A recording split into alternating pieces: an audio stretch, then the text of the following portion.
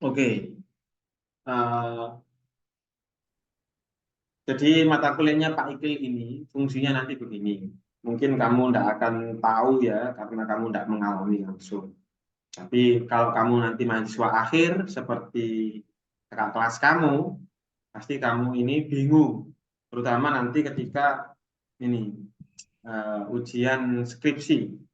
Karena kamu ini kan pendidikan ya. Jadi prodi kamu ini pendidikan bahasa Inggris. Jadi eh, skripsinya itu harus fokusnya ke pendidikan, nggak boleh di luar dari pendidikan. Nah, capaian pembelajarannya, CPO-nya, kamu ini sebagai guru, nah, nggak boleh di luar dari guru. Jadi, untuk mengetahui misalkan, kamu berhasil meningkatkan speaking skill-nya anak-anak, ya, untuk mengetahui teori kamu itu berhasil, misalkan menggunakan aplikasi apa namanya itu Elsa Speak atau pakai aplikasi Kahoot atau menggunakan apa quizzes dalam pembelajaran speaking misalkan begitu. Kamu pasti butuh alat untuk mengukur seberapa jauh peningkatan anak-anak ini. Jadi semuanya nanti kamu pasti butuh alat tes. Jadi di dalam pembelajaran itu kan ada 4 materi ya. Nah, ada 4 materi pokok. Pertama itu perencanaan, bentuknya itu RPP itu yang pertama itu kan perencanaan, bentuknya lesson plan itu. Terus isi itu berarti nomor 2 itu isi itu berarti materi, materinya apa kamu ini, menggunakan tools apa dalam mengajar, alatnya itu bagaimana, media pembelajarannya bagaimana. Itu materi yang nomor 2. Yang ketiga, proses pembelajaran. Caranya ngajar kamu ini bagaimana? Pendekatannya bagaimana? Ceramah kah? Menggunakan PPT kah? Atau terjun ke lapangan langsung? Atau menggunakan pendekatan shadowing atau apa metode-metode yang lain kayak di kakak tingkat kamu itu, skripsinya itu banyak seperti itu. Atau evaluasi. Jadi seperti asesmen yang kita lakukan hari ini. Jadi ada perencanaan, isi, proses, dan evaluasi. Nah, evaluasi ini pasti ada di skripsi kamu nanti, di PPL kamu nanti, dan di KKN kamu nanti. PPL misalkan, contoh, kamu ngajar mata topik reading, gitu ya. Kamu menggunakan pendekatan game, misalkan pakai word wall, kayak tingkat kamu itu. Nah, untuk mengetahui PPL kamu ini sukses enggaknya itu pakai apa, Pak? Ya pakai alat assessment. Kalau kamu tidak lulus mata kuliah ini, tidak boleh ikut PPL, nggak bisa, nggak boleh ikut KKN, nggak bisa. Bukan berarti saya mengancam, tidak. Boleh kamu menanyakan sendiri ke kakak kelas kamu. Boleh tanyakan ke kakak kelas kamu. Rata-rata, kebanyakan mahasiswa kakak kelas, kakak tingkat kamu itu menerapkan metode yang seperti itu. Ya. Ada pertanyaan untuk kontrak kuliah ini, silakan. Harinya tetap ya hari ini. Kalau bisa saya kepingin offline gitu ya. Tapi kalau puasa jangan terlalu mendadak. Jadi Pak minta online gitu malamnya. Jadi nggak usah sungkan-sungkan ngomong aja gitu, biar nggak salah paham ini. Tapi offline saya lebih suka karena ini butuh ini ya butuh ketemu langsung praktek untuk membuat uh, alat tes gitu. Alat tes dari reading, speaking, writing, sampai listening. Nanti itu ketika kamu PPL atau KKN, kamu sudah siap untuk menerapkan alat tes itu. Itu mata kuliah kita itu tujuannya seperti itu. Fungsinya kita itu punya mahasiswa itu menguasai bahkan punya ya dan mampu membuat asesmen di dalam kelas di uh, proses belajar mengajar itu bisa. buku yang digunakan bukunya Haji Douglas Brown, dari H. Douglas Brown. Itu buku wajib ya, buku wajibnya itu H. Douglas Brown. Bisa kamu download untuk fokus ke language assessment. Fokuskan, kalau difokuskan ke language assessment bisa. Atau kesepakatan teman-teman, ya. Eh,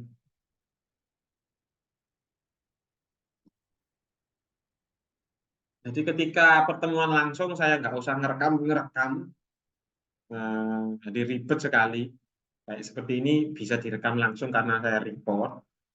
Ini buat recordan ini 2 kali, satunya biar itu bisa offline, satunya lagi nanti online lagi biar bisa offline berikutnya. Paham ya? Jadi misalkan di semester ini kan ada 7 pertemuan, 4 atau 3 pertemuannya itu online, selebihnya bisa offline setelah hari raya.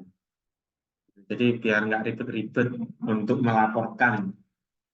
Dan dari nggak usah rekaman lagi, ya kayak gini sudah cukup. Gitu ya? Setuju ya? Setelah hari raya nanti kamu offline terus sama Pak Iqlil. Gitu ya? Halo? Halo? Ayo teman-teman. Kamu ini tidur beneran kayak kuliah kamu nih. Halo? Halo Pak. Iya. Ada usulan Mbak Adel?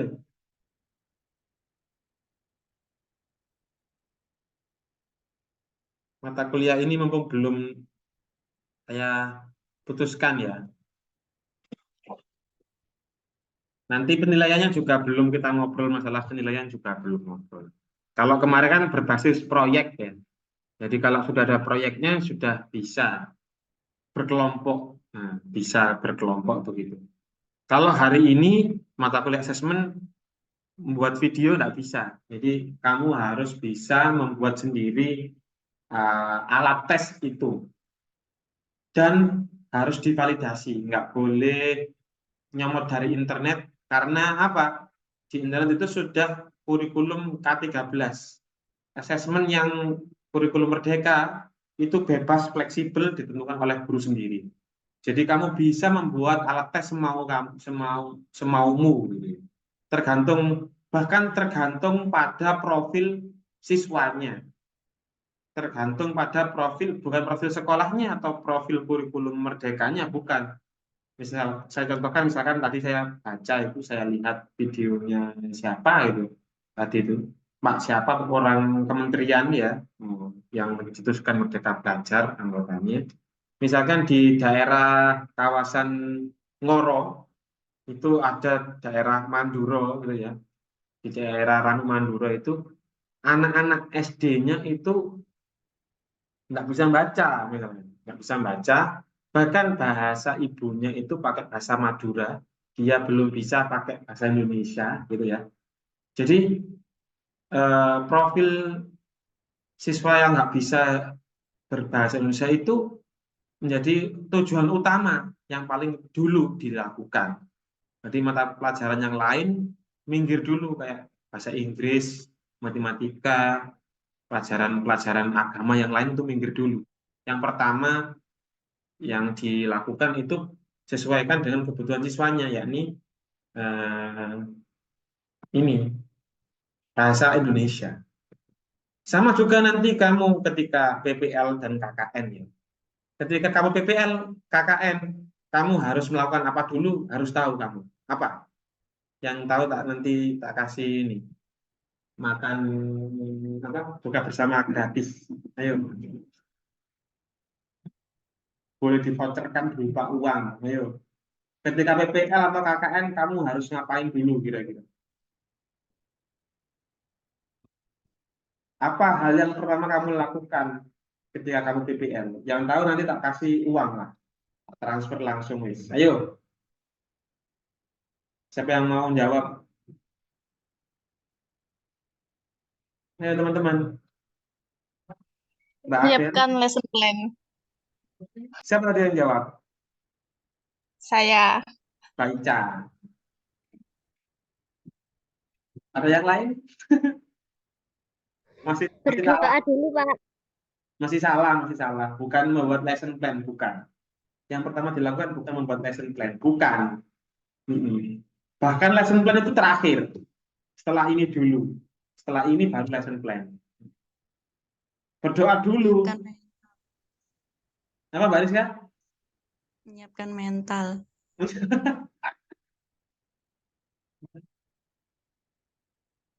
Kalau ini tertata, kamu tersistem dengan baik, ya. Nanti kamu sudah mental itu dengan sendirinya mental baja, begitu. Kamu tahu apa yang harus kamu lakukan. Kalau kamu nggak tahu apa yang kamu harus lakukan nanti ketika BPL KKN, ya otomatis mental kamu akan rontok, gitu ya. Kamu nggak punya tujuan yang jelas. Gitu. Apa kira-kira? Bukan menyiapkan mental. Mbak Aul mungkin. Tadi Mbak Aul Survei lokasi, Pak. lokasi. Oh iya, biasanya anak KKN sama PPL itu survei lokasi dulu gitu ya. Aduh, iya. Jadi begini ya teman-teman ya. Bahkan PPL, KKN, dan ketika kamu skripsi nanti, kamu itu harus melakukan pre-test dulu. Kamu tes dulu anak-anak. Kamu assessment dulu anak-anak. Untuk mengetahui profilnya anak-anak ini lemah di mana sih bahasa Inggrisnya ini. Di reading kah, di listening kah, di writing kah, gitu. Nah itu yang kamu nanti ajarkan. Nggak bisa apa ini anak-anak ini. Itu yang kamu ajarkan ke anak-anak. Ya itulah kurikulum merdeka. Jadi kamu diberi keleluasaan untuk menggali lebih jauh, gitu loh. Tapi kalau kamu gurunya, nggak usah pakai tes, karena kamu kan bukan gurunya. Kamu kan pendatang masuk ke sekolah situ terus ngajar. Berarti kamu harus tahu profilnya ini anak-anak ini sebenarnya itu lemah di mana sih? Di pretest dulu, baru di treatment diajari, terus di post test. Gitu. Post test pun itu pun nanti berjenjang kayak anak tangga begitu, step by step gitu. Enggak langsung anak-anak itu bisa gitu, enggak. Nanti bertahap, tahapan kayak anak tangga gitu. Nanti semakin tinggi semakin anak itu semakin bagus begitu kan. Jadi yang kamu lakukan ketika kamu itu PBL, KKN ataupun skripsi itu kamu ke anak-anak ya di dalam kelas itu ya kamu menyiapkan alat tes assessment untuk mengukur anak ini kemampuannya berapa. Tidak harus 50 soal, 10 soal kalau itu bagus ya oke. Contoh, anak-anak kamu tanyain dari 4 skill bahasa Inggris, skill mana yang kamu benci, misalkan begitu. Reading, speaking, listening, atau writing. Nah, soalnya seperti itu cukup. Oh, anak-anak nggak suka yang reading ternyata. Ya, alat dan caranya ngetes pun beragam ya. Caranya ngetes pun beragam. Bisa kamu kasih apa? Kalau sekarang itu pakai apa? Google Form. Bisa kamu FGD, Focus Group Discussion. Jadi kamu kelompok-kelompokkan gitu ya. Satu kelas misalkan, kamu tanyain yang suka speaking angkat tangan, yang speaking minggir. Yang nggak suka listening angkat tangan, yang listening minggir. Jadi kelompok-kelompok tertentu begitu ya. Di speaking atau di speaking sendiri terus kamu tanyain. Kan aspek makro speakingnya kan banyak. Di speaking kan ada spelling, ada grammar, ada fluency, ada gesture gitu ya.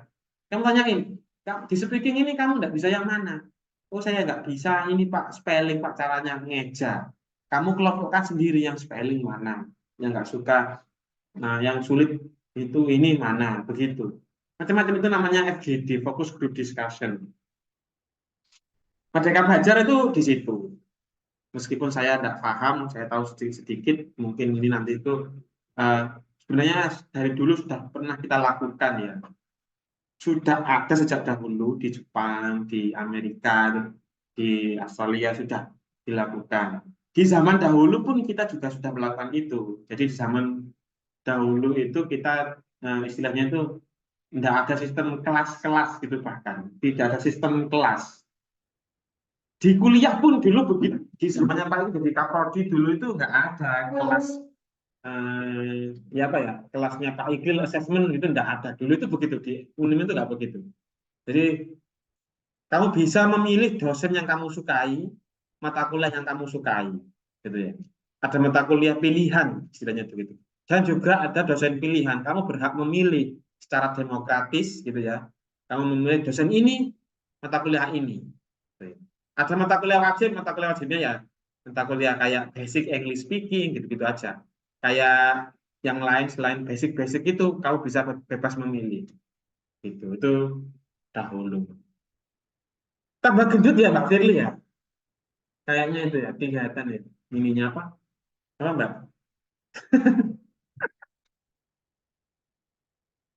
Dagunya ada dua loh. Boleh kan ini ngomong orangnya di sini kan, nggak apa-apa kan? Ayo, silakan teman-teman. Ada yang ditanyakan?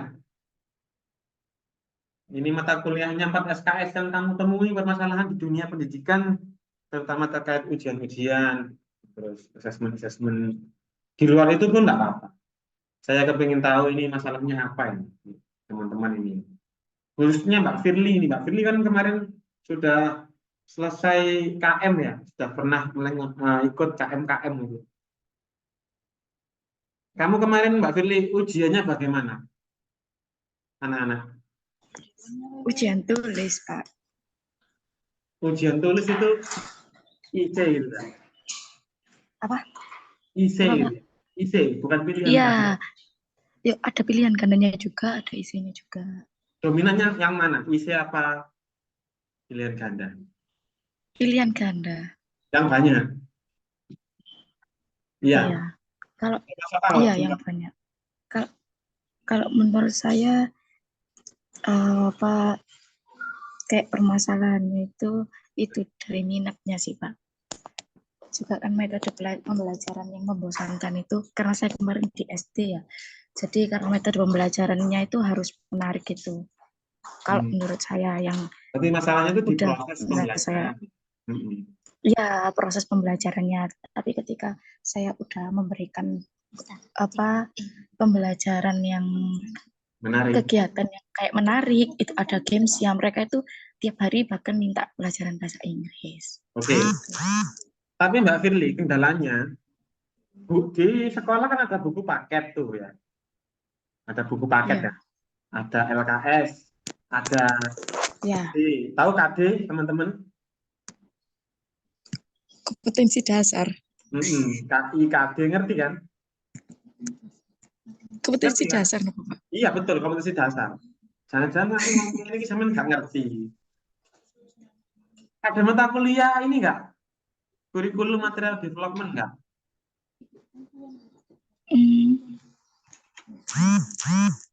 Adanya nggak ada kayaknya Pak itu Pak. Itu saya. Iya adanya kurikulum nggak? Bukan. Oh ya, ada kurikulum. Ada nggak kurikulum? Jadi begini Mbak Firly, masalahnya itu memang ada kendala filosofis, ada juga kendala implementasi ya di dalam sekolah kamu. Ketika kamu mengajar, prosesnya itu kurang mengasihkan Pak, hanya ceramah misalkan ya, gitu kan? Kamu ya bilangnya begitu kan? Iya betul. Nggak ada detailnya gitu ya, misalkan contoh nggak ada pakai permainan-permainan, nggak ada, kurang. Tapi masalahnya begini, ketika kamu ngajar pakai game, waktu yang kamu lakukan itu tersita banyak. Akhirnya bukunya nggak selesai, IKD-nya nggak Oh tercapai. iya. Nah, Nggak akhirnya tercapai. apa? Akhirnya kan guru-guru ben cepet gitu ya, materinya biar cepet habis, KIKD-nya biar tercapai dengan target waktu sekian gitu, harus melakukan ini ceramah biar cepat gitu. Nah, di kurikulum Merdeka apakah masih seperti itu, Mbak? Mbak Rizka barang ini yang sekarang yang sudah KM ini. Dalam di lapangan seperti itu, jadi guru-guru patokannya itu guru paket. Kalau di saya itu belum menerapkan kurikulum Merdeka, Pak. Nah, apalagi belum menerapkan kurikulum Merdeka. K13 itu materinya tuh terbanyak sepanjang masa. terbanyak, terpadat sepanjang masa di Indonesia. Jadi itu lebih udah gagal lagi gitu. Jadi guru-guru punya dua pegangan, punya LKS, punya paket di K13 itu. Itu teman-teman, bagaimana? Kamu ini kan ini toh agen perubahan ya. Ibu kita Kartini, Ibu Kartini dulu memperjuangkan hak wanita untuk mengenyam pendidikan. Kamu sekarang sudah berpendidikan, sudah berpendidikan, sudah kuliah, tapi harus ada ini apa yang harus kamu lakukan itu harus ada motif. Kalau enggak, kamu kembali ke zamannya Ibu Kartini lagi nanti wanita ya nggak usah tinggi-tinggi kuliah gitu. Atau juga nanti jadi ibu rumah tangga.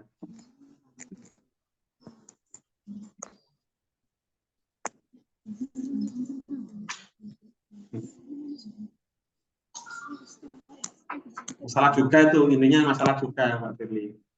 Ketika kamu banyak game, materinya nggak selesai. Berarti yang harus dirubah kurikulumnya, Pak.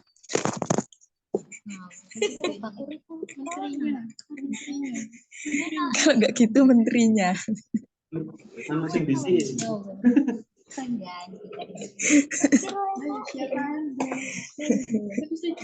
Ya.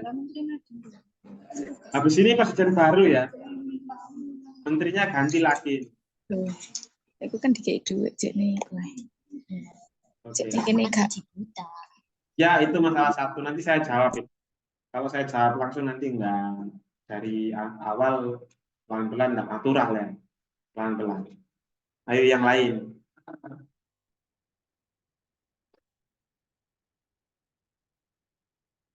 Kira-kira masalah apa di dalam ujian-ujian ini di dunia pendidikan ini? Banyak palsu-palsu ya. Tadi sudah saya ulas ya tentang oh ya, ngomong-ngomong masalah ini, ngomong-ngomong masalah pilihan ganda Pak Firly sama IC. Itu ada sejarahnya itu. Apa, Pak? Tapi dominan dominan IC-nya Pak pilihan gandanya.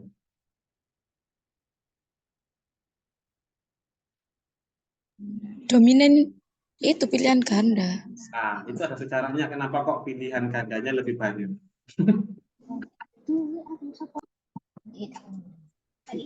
Kenapa, Pak? Apa? Jadi ini mungkin bukan nggak ada hubungannya tapi masuk nanti bisa dinalarkan bisa di logika. Toh kan tujuan Merdeka Belajar juga kamu kan juga biar bisa bernalar kritis gitu kan, biar bisa berlogika dengan sehat gitu kan. Jadi saya picu-picu, saya pancing-pancing. Jadi dulu itu, mumpung ini bulan Ramadan ya, pada zaman dahulu itu, ketika Ibu Hajar, tahu Ibu Hajar ya, tahu ya, istrinya Nabi Ibrahim, tahu ya?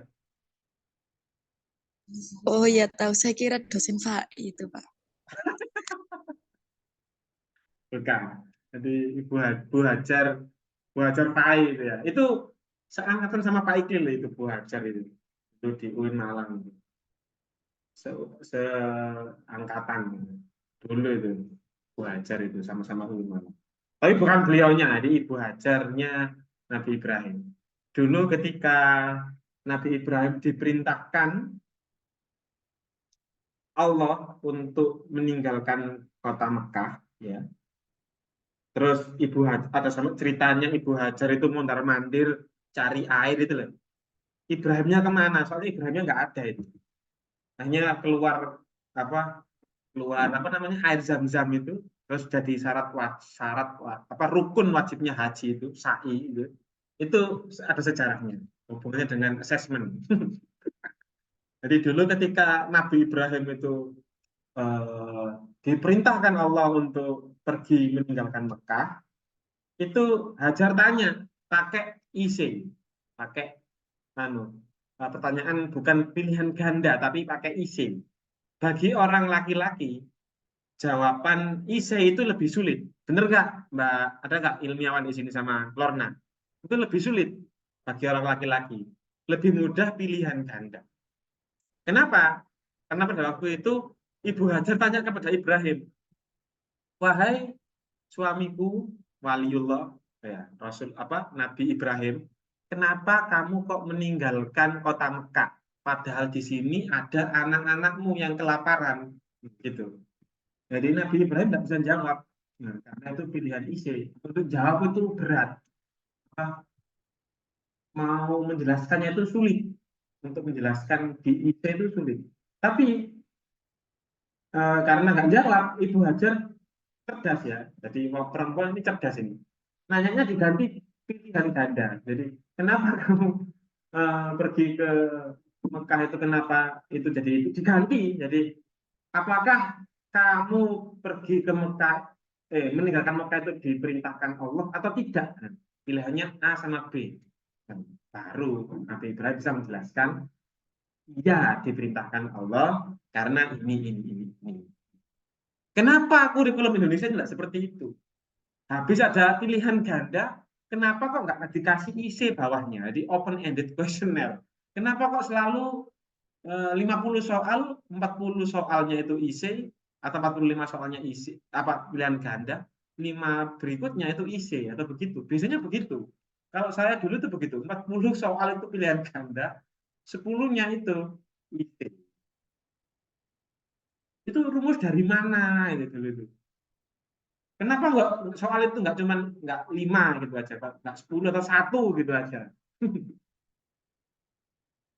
Ya, ya teman-teman. Ya. Nah, itu yang akan kita bahas hari ini. Ke depan. Untuk hari ini cukup karena kita fokus ke kontrak kuliah saja. Ada pertanyaan?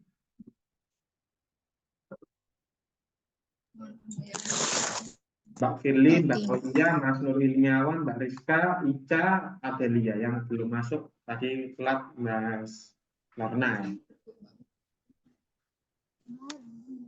Ada pertanyaan? Keanehan-keanehan di sekeliling kamu di terkait dunia pendidikan ya? Gak Silakan. ada Pak. Adanya itu anehnya guru pekerjaannya terlalu banyak. Kenapa ya? Di luar ngajar itu loh Pak, terlalu banyak pekerjaannya. Tugasnya guru? Akhirnya kan nggak bisa fokus ngajar saja. Guru tugasnya hanya ngajar saja ya. Ada Iya. administrasinya kayak membuat RPP gitu ya. Padahal tahun kemarin kan sudah ada RPP. Kenapa masih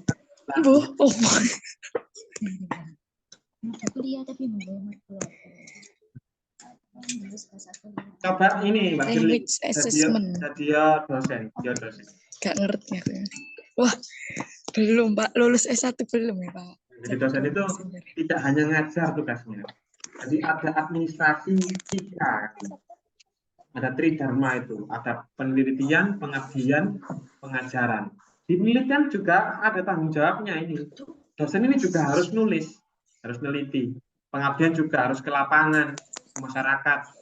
Juga harus ngajar kayak seperti ini. Jadi tugasnya double-double, tapi gajinya sama. Ini luwih ngenes tugasnya itu luwih keh dosen di mangane dulu.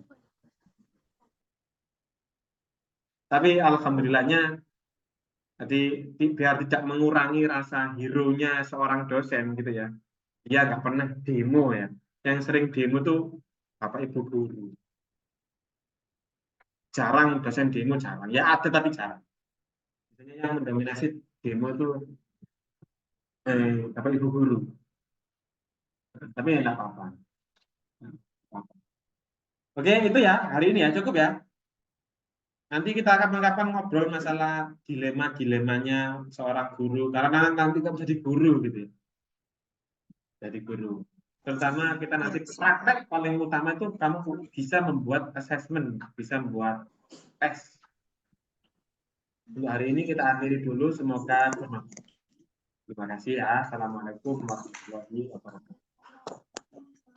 Waalaikumsalam. Waalaikumsalam warahmatullahi wabarakatuh. Terima kasih Pak Iqril.